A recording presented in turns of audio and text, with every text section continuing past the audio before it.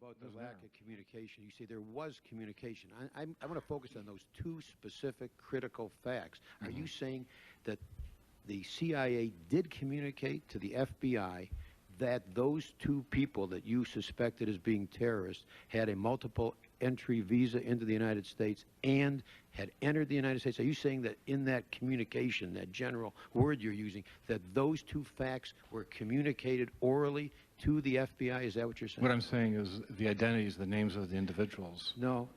But the issue of the visa is problematic. All right. We have no evidence that that piece of information was communicated. And that's critical information.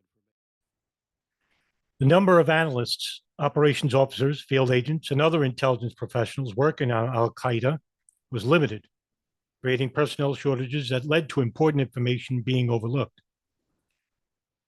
At the request of the Joint Inquiry, the CIA reviewed its counterterrorism effort from 1998 to 2002. This included analysts and operators outside the Counterterrorism Center, many of whom made important contributions but worked only part-time on al-Qaeda. The review resulted in estimates of total work years, combining the time expended by analysts focusing exclusively on al-Qaeda and those working on related issues such as terrorist financing. In a table of summarized finances given to the Joint Inquiry, it is stated that a number of staff years devoted to terrorism, excluding al-Qaeda, was redacted. The total Counterterrorism Center effort against terrorism was redacted. The table indicated the number of CIA personnel working on al-Qaeda almost doubled from the August 1998 East Africa U.S. Embassy bombings to the September 11 attacks. Before September 11th, the numbers of Counterterrorism Center personnel involved in the effort against terrorism grew, though much of the increase occurred in the field. Despite these increases, the former chief of the Counterterrorism Center's Sunni extremist group testified that we've always needed more. Though he also noted that every other part of the CIA's Director of Operations also believed they needed more resources. DCI George Tenet testified that we never had enough personnel working in al-Qaeda.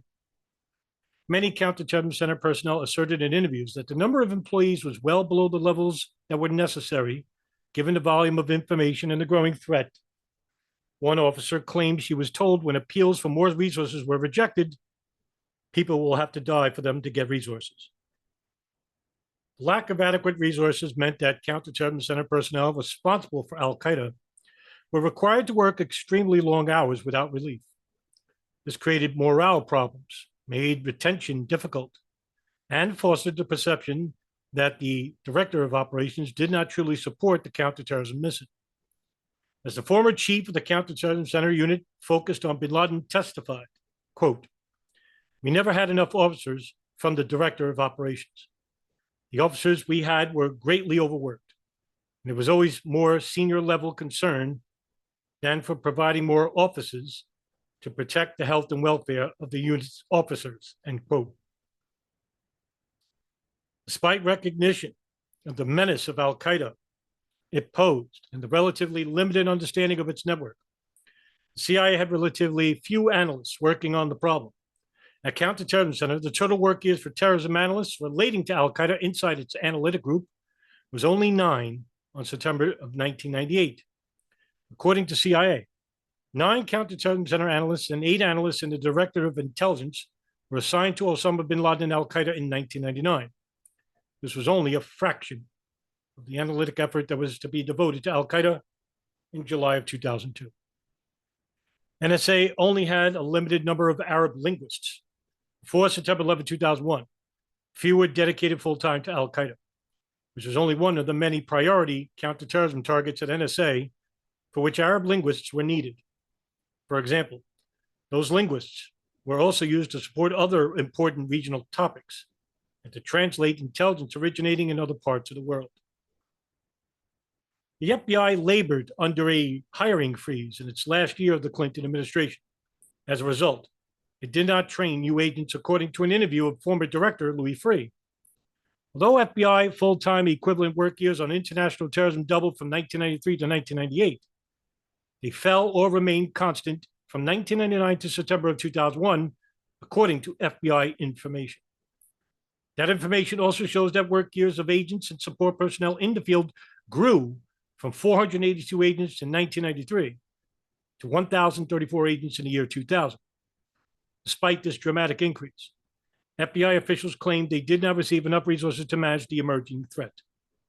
A summary of FBI requests for additional personnel for counterterrorism and the resources from the the Department of Justice, Office of Management and Budget, and Congress is presented to a chart that was given to us here at the Joint Inquiry. The chart demonstrated that FBI requests for additional personnel were cut or even rejected at times by the Department of Justice, the Office of Management and Budget, and even the Congress. Sometimes the Bureau received most of its initial request, and its request was exceeded in one instance. Former OMB officials noted in joint inquiry interviews that it was rare for any agency to receive more than its initial request during a time of budget stringency. They also pointed out that while the FBI often did not receive additional personnel for counterterrorism, many other agencies faced significant cuts.